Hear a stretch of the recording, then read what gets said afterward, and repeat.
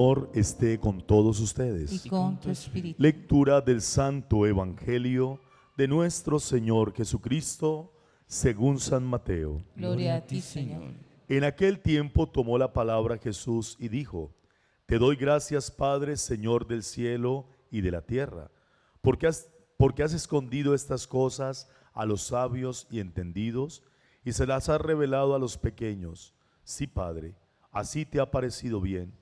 Todo me ha sido entregado, me ha sido entregado por mi Padre, y nadie conoce al Hijo más que el Padre, y nadie conoce al Padre sino el Hijo, y aquel a quien el Hijo se lo quiera revelar. Palabra del Señor. Gloria a ti, Señor Jesús. Dios los bendiga.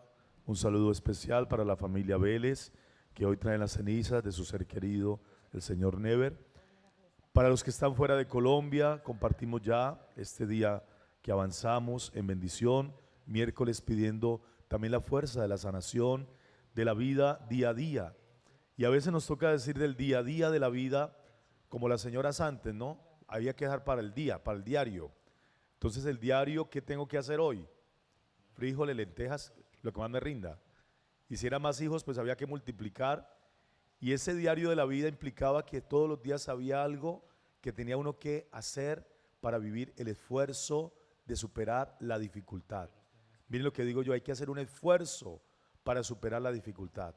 Las dificultades no se van a superar simplemente por buena voluntad, se necesita un esfuerzo. Y el esfuerzo tiene una palabra que es la que me interesa hoy en el libro del Éxodo, la palabra confrontación.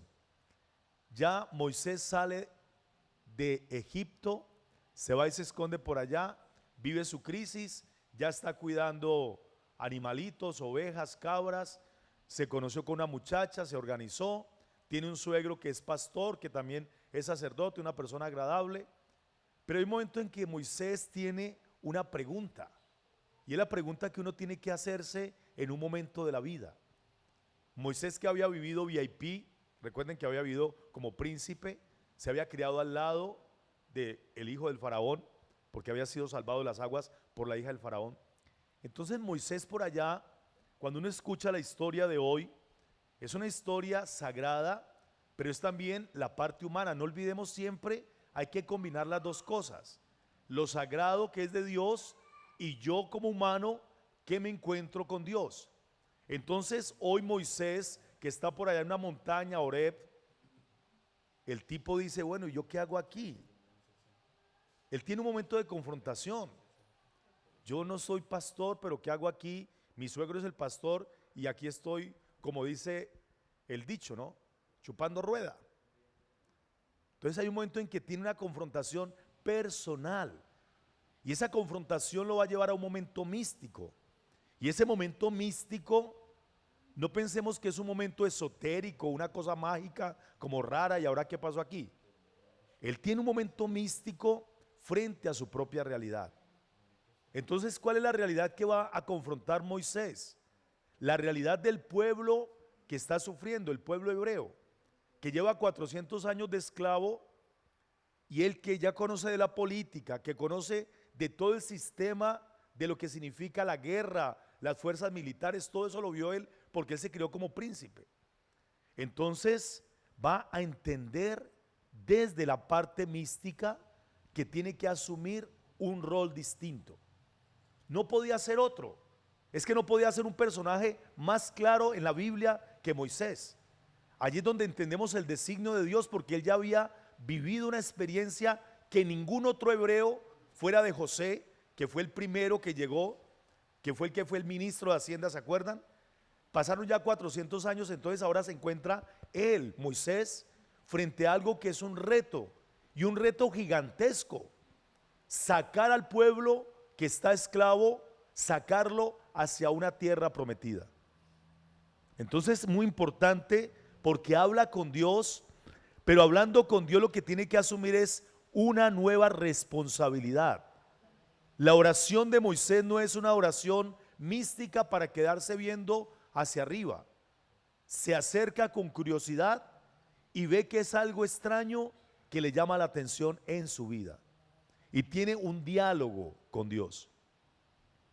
Allí entendemos. Ahora tenemos que preguntarnos cuál es la segunda parte. Es lo que le dice Dios: yo estoy contigo y esta es la señal que yo te envío. Cuando saques al pueblo de Egipto, darás culto a Dios en esta montaña. Aquí es donde cambió todo. Aquí es donde está el momento decisivo, cuando tiene que tomar una decisión. Entonces nosotros hoy, siglo XXI, tenemos también que confrontar muchas cosas. Y las crisis nos tienen que llevar a confrontarnos desde lo espiritual. Pero lo espiritual nos lleva también a tomar decisiones. Decisiones que son trascendentes, importantes y fundantes. Y digo fundantes porque nuestra vida tiene que tener un cambio profundo. Y hay situaciones que ese cambio implica la exigencia. Lo que decía al comienzo: hoy qué voy a hacer, cómo lo voy a hacer y qué es lo que va a pasar mañana. Este proceso de Moisés es el inicio de un cambio grande. Y hoy conocemos ese cambio como el pueblo de Israel. Todo lo que estamos viendo hoy, aquí comienza ese cambio.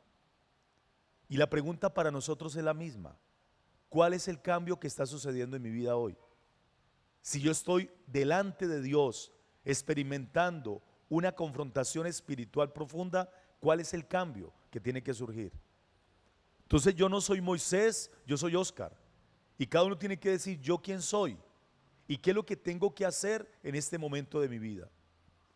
¿Qué es lo que Dios me muestra para poder hacer el cambio profundo que debo asumir?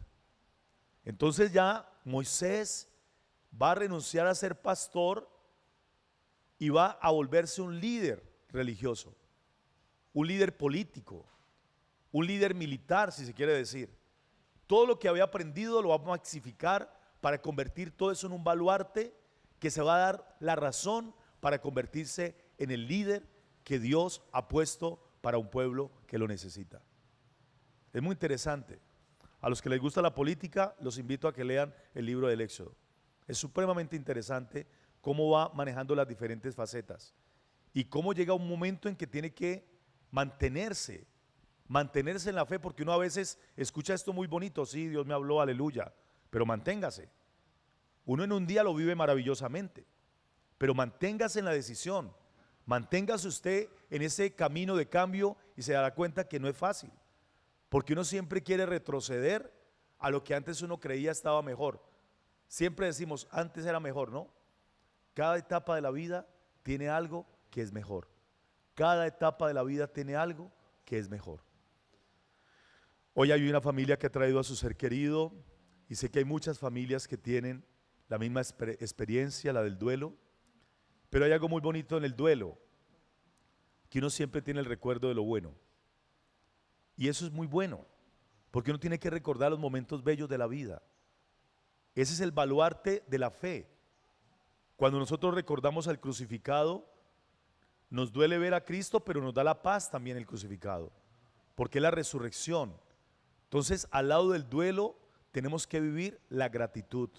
Siempre al lado del dolor hay que resaltar el agradecimiento, para que el dolor no se incruste en el corazón. En el corazón tiene que existir la gratitud para que el dolor pueda ser menguado y venga la paz. Siempre que hay agradecimiento, hay paz en el corazón. Concédele, Señor, el descanso eterno. y para ellos perpetuo. Descanse en paz. Amén. Amén.